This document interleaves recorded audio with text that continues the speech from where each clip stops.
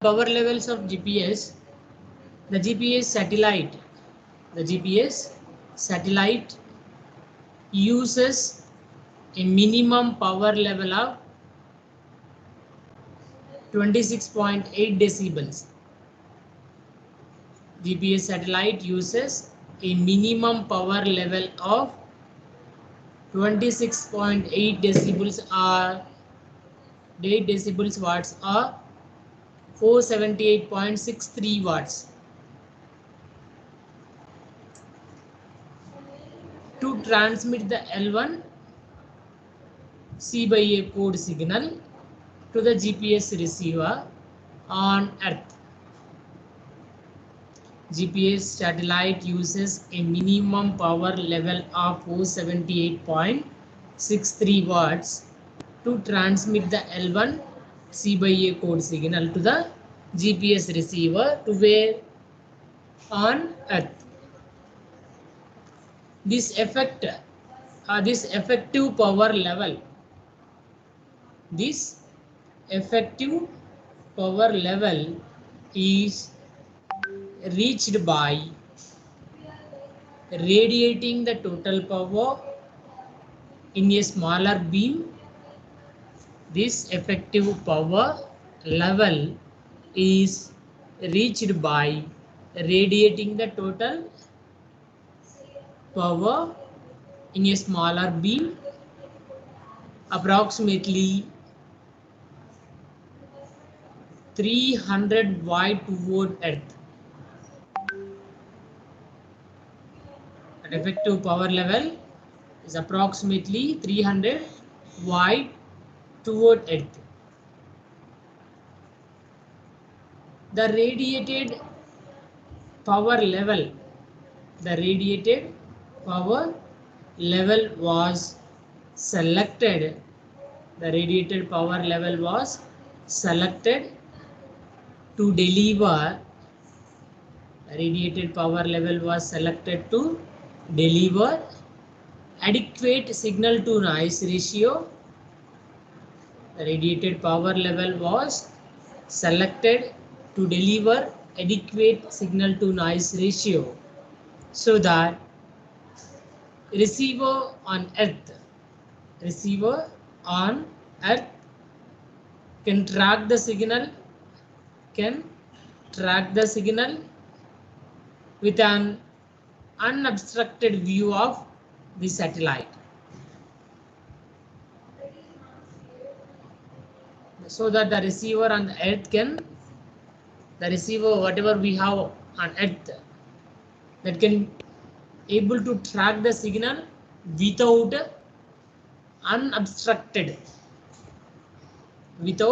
there is no obstructed view or there is no obstacle. So with an unobstructed view of the satellite. On other hand, the selected power level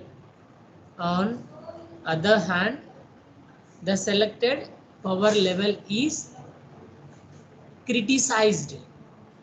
On other hand, the selected power level is criticized as being insufficient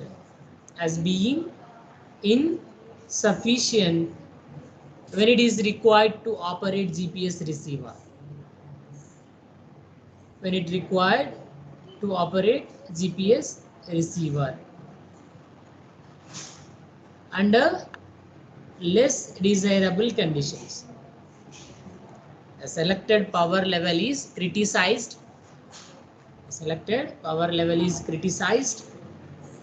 As being insufficient when it is required to operate GPS receivers under less desirable conditions, like in heavy foliage or in heavy urban valleys where significant signal attenuation takes place frequently. Where significant signal attenuation takes place frequently.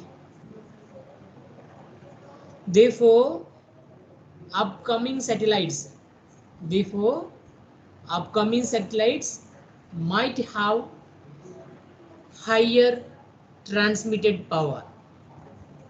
Therefore, upcoming satellites might have higher transmitted power.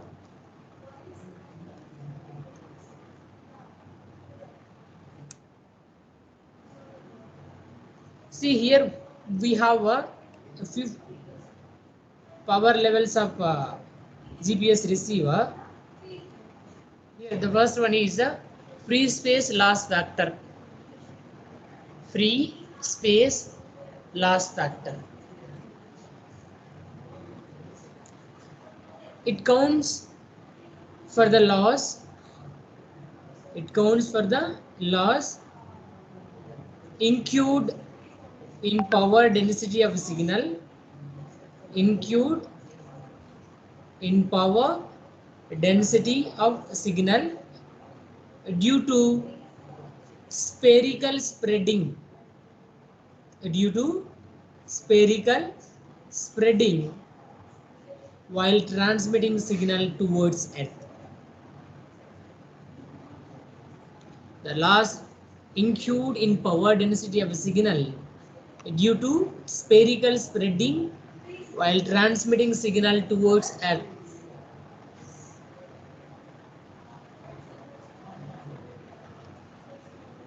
It is mathematically expressed as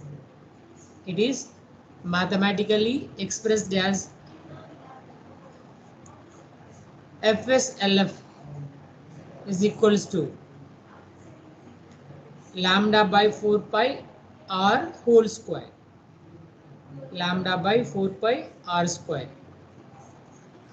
Lambda by 4 pi r whole square, where r is power density at a distance of r meters from transmitting antenna. R is the power density at the distance of r, capital R meters from transmitting antenna. Lambda by 4 pi is power density at a distance of lambda by 4 pi meters from antenna phase center when R is unity. When R is unity, you need to take this lambda by 4 pi meters from antenna phase center. So this is the free space loss factor. Free space loss factor. FSLF means free space loss factor. F means free, S means space, or L means loss, and F means factor. Free space loss factor is equals to lambda by 4 pi r whole square.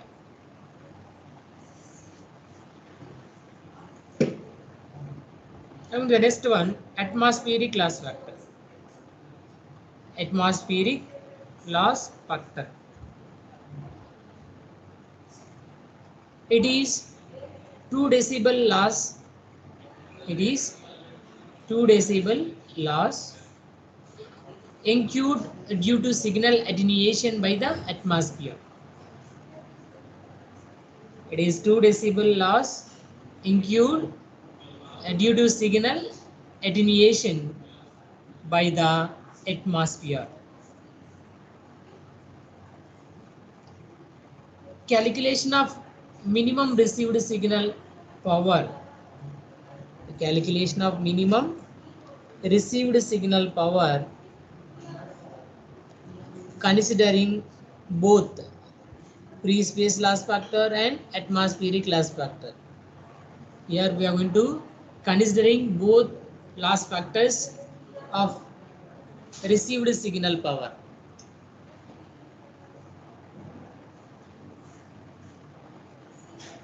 You need to see the table for that. Minimum transmitted signal power, EIRP. Minimum transmitted signal power is 26.8 decibels watts, or else 478.5 478.63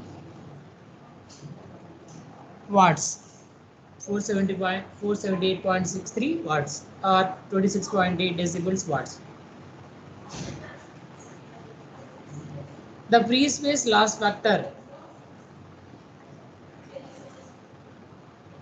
The free space loss factor power level is 182.4 decibels minus 182.4 decibels. Atmospheric loss factor minus 2.2 minus 2.0 decibels.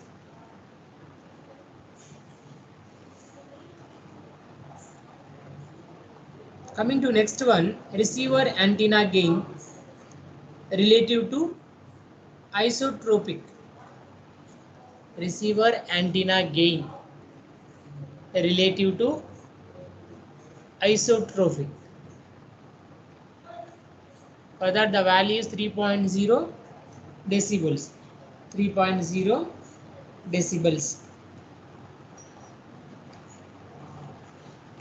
Then the last one is minimum received signal power.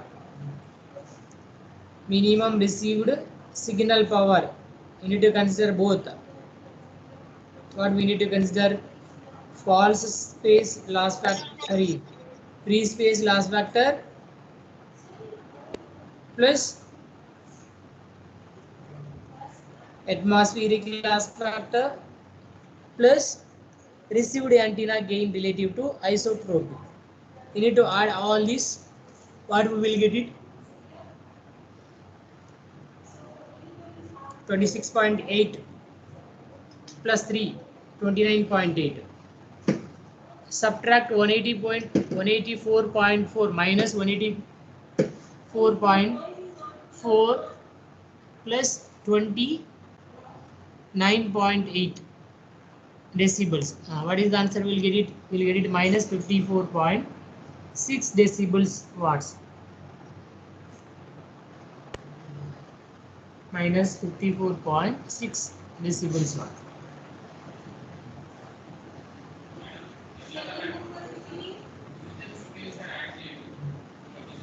The next, signal acquisition and tracking. Signal acquisition and tracking. When a GPS receiver is tuned on, when a GPS receiver is tuned on, a sequence of operations must ensure before information in GPS signal, before information in a GPS signal can be accessed and used to provide a navigation solution.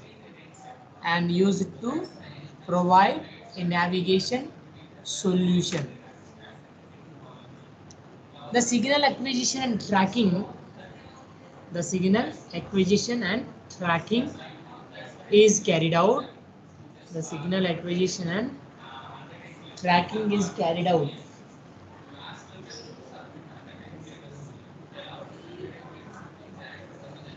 Eight steps in a sequential order.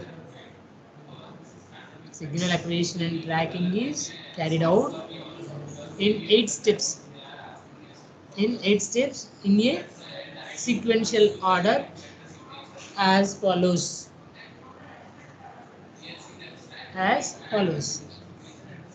The first point is determine which satellites are visible to the antenna. First, we need to see that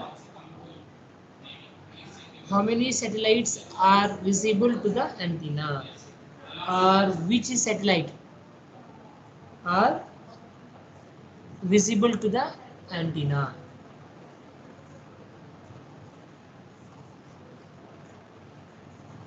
Second step is determine the approximate Doppler of each visible satellite. Once if your satellite is visible, you need to determine the appropriate Doppler. You need to determine the appropriate Doppler of each visible satellite. Of each visible satellite. Then the third step is you need to search for the signal both in frequency and C by A code phase. You need to search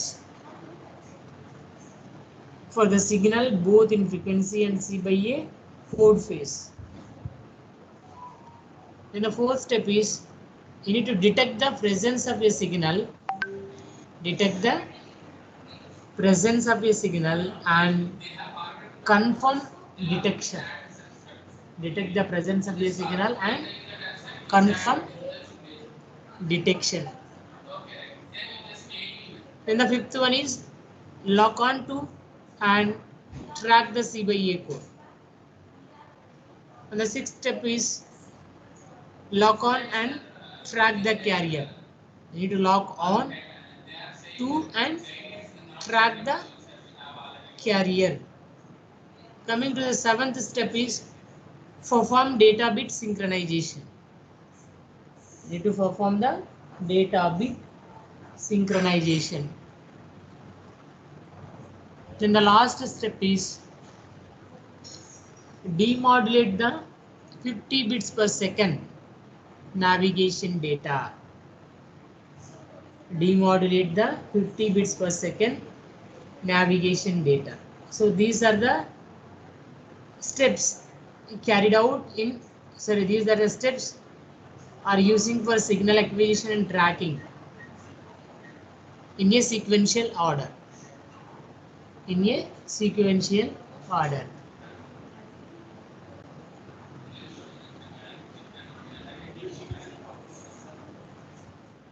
The first step is determination of visible satellites. Determination of visible satellites.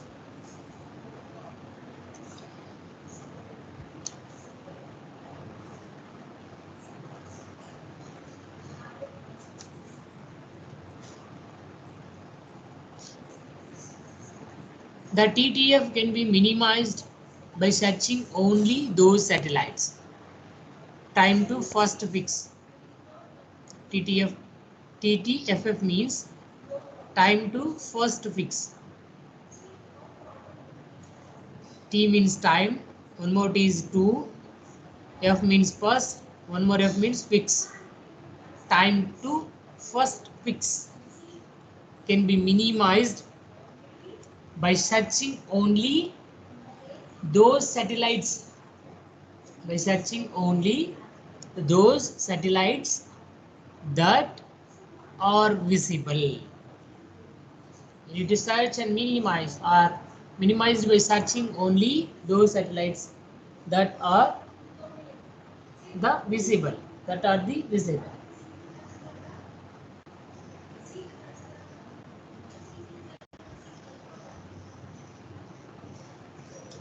A satellite is said to be visible. A satellite is said to be visible if its elevation. A satellite is said to be visible if its elevation angle is. If its elevation angle is greater than a specified value. A satellite is said to be visible if its elevation angle is greater than a specified value is called the mask angle.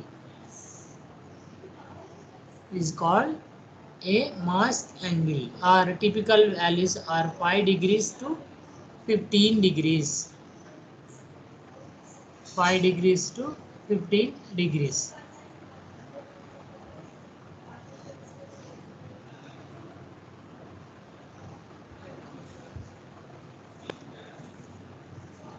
A satellite is said to be visible if its elevation angle is greater than a specified value, then you need to call it as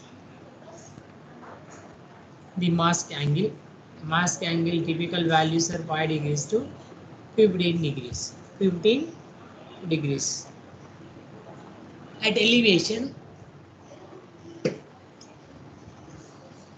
at elevation angles below the mask angle.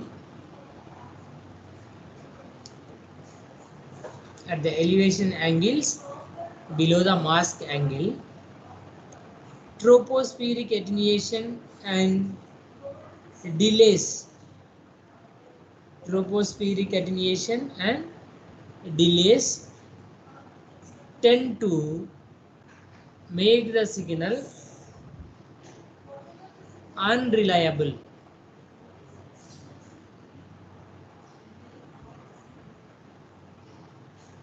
Tropospheric attenuation and delays tend to make the signals unreliable. The GPS receiver uses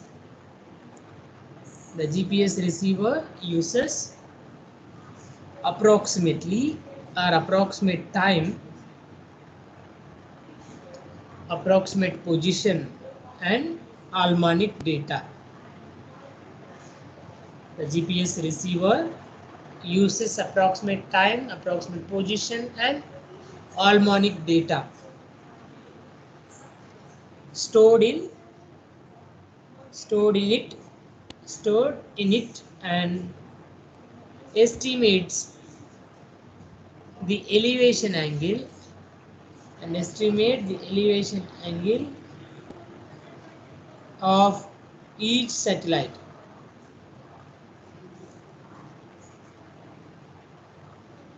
You need to store in it and estimates the angle of each satellite and thus determines the visible satellites.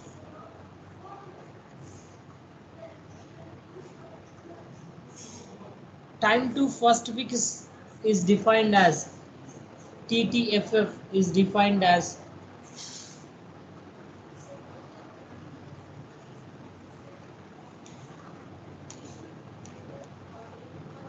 the time taken by the GPS receiver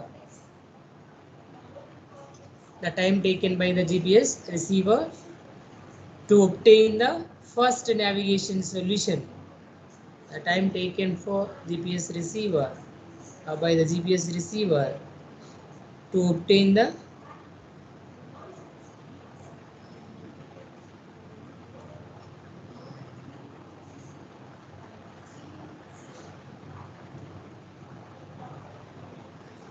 GPS receiver to obtain the first navigation solution after switching on the receiver. Depending on receiver characteristics,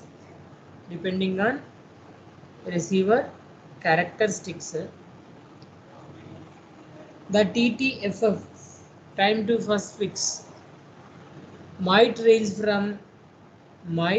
from 30 seconds to several minutes. 30 seconds to several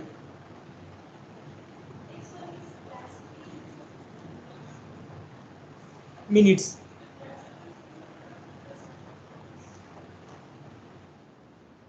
Coming to the second one, signal Doppler estimation. Signal Doppler estimation.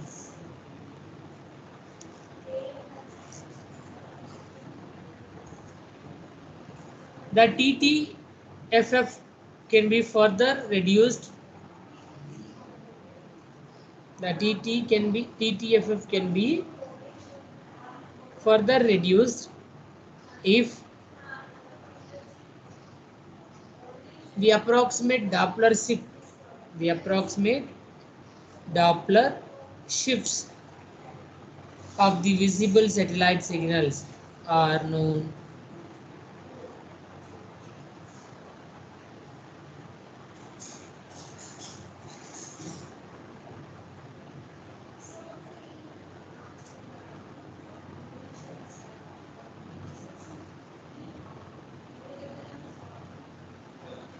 The TTFF can be further reduced if the approximate Doppler shifts of the visible satellite signals are known.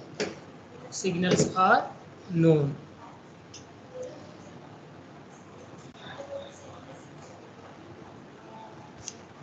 This permits the receiver. This permits the receiver to establish a frequency. To establish a frequency such pattern in which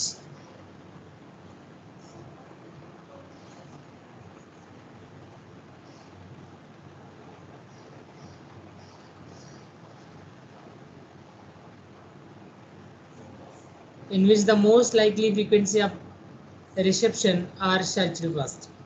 This permits the receiver to establish a frequency search pattern in which the most likely frequency of reception are searched first. The expected Doppler shift can be calculated from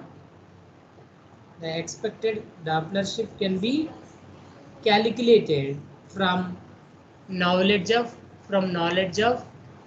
approximate position, approximate time, and valid harmonic data. So how we will able to calculate the Doppler shift means from the knowledge of approximate position and approximate time and valid harmonic data. Once the first satellite signal is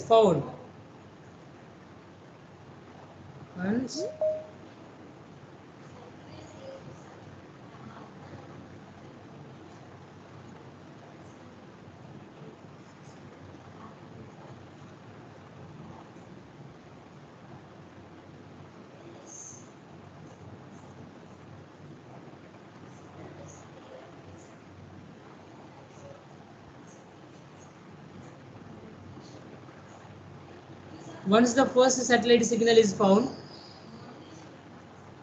a fairly good estimate of receiver.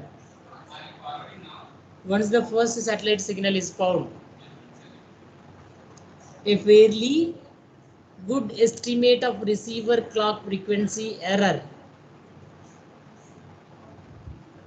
Fairly good estimate of receiver clock frequency error can be determined by comparing the predicted Doppler shift. Comparing the predicted Doppler shift with the measured Doppler shift. This error can then be subtracted. This error can then be subtracted out while searching in frequency. For the remaining satellites.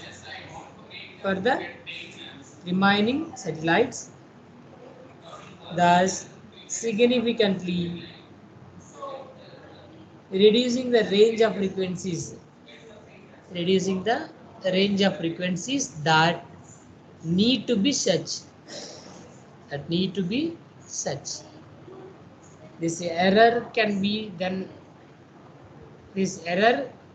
be subtracted out while searching in frequency for the remaining satellites, thus significantly reducing the range of frequencies that need to be searched.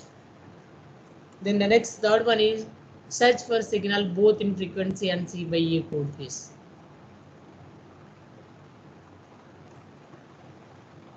Search for the signal both in frequency and C by A code signal.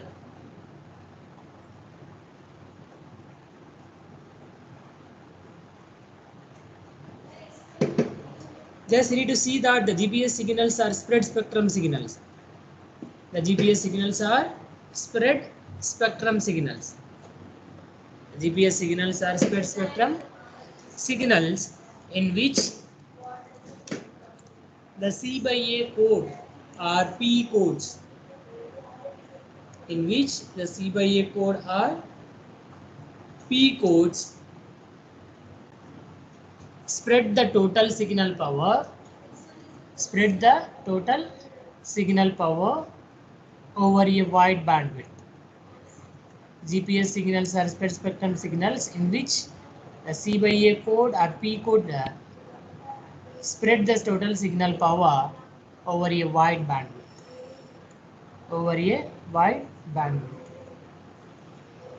The signals are therefore virtually undetectable. The signals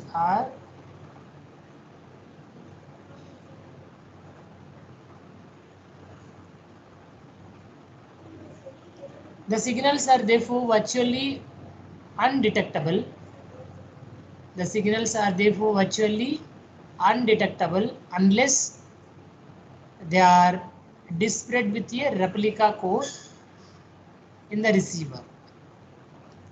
The signals are therefore virtually undetectable unless they are disparate with a replica code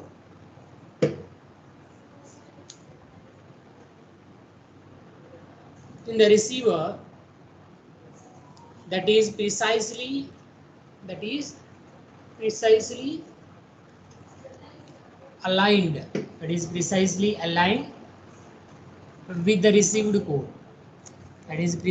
aligned with the received code.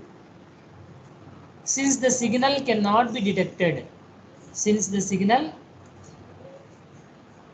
cannot be detected until alignment has been achieved. Since the signal cannot be detected until alignment has been achieved. A search over the possible alignment positions is required. Here we required a search over the possible alignment positions. A search over the possible alignment positions is required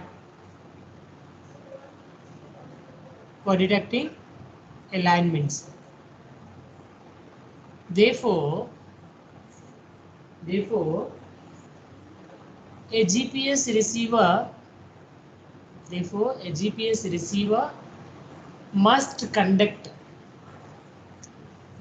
a GPS receiver must conduct a two-dimensional search. Therefore, a GPS receiver must conduct a two-dimensional search in order to find each satellite signal. Therefore, a GPS receiver must conduct a two-dimensional search. Two-dimensional is nothing but bidimensional signal. Search in order to find each satellite signal.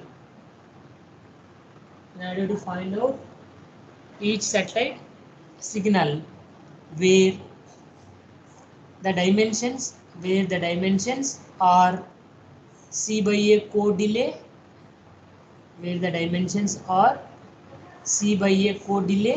and carrier frequency. Where the dimensions are C by A code delay and carrier frequency. A search must be conducted across full delay range of C by A code,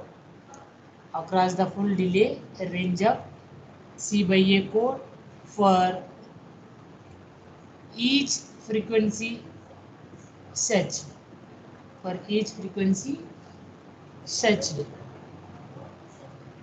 You need to see the diagram for this search for the signal both in frequency and C by A code phase. diagram carefully.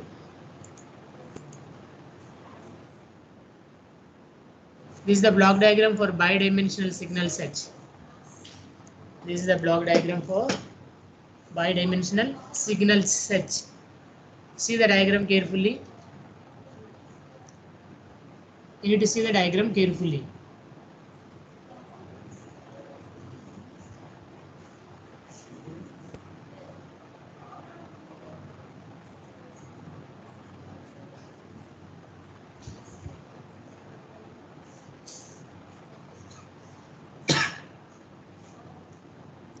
See, from this block diagram, you need to see that you need to multiply the code generator signal and received signal. You need to multiply with code generator signal and received signal. That you need to apply two multipliers again. What we have from the block diagram. See, the second multiplier will have two signals. The first multiplier output and oscillator signal. Oscillator signal. So you need to take both. Then here you are getting one more product. Okay. So again here you need to apply same this first multiplier output to this third multiplier, and 90 degrees phase shift of oscillator signal. You need to connect one more input to your multiplier. Then here you will get the one more product. Product 1, 2 and 3. See here you will get it. This is in phase. This is the quadrature phase. This is in phase with input signal or received signal. This is quadrature component or quadrature with received signal.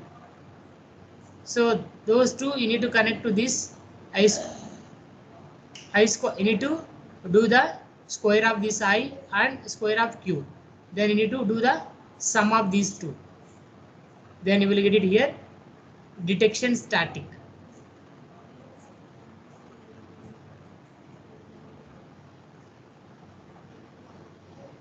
So this is the diagram. This diagram explanation, complete explanation we will see in the next slide. In the next slide we will see that. Okay, now we are going to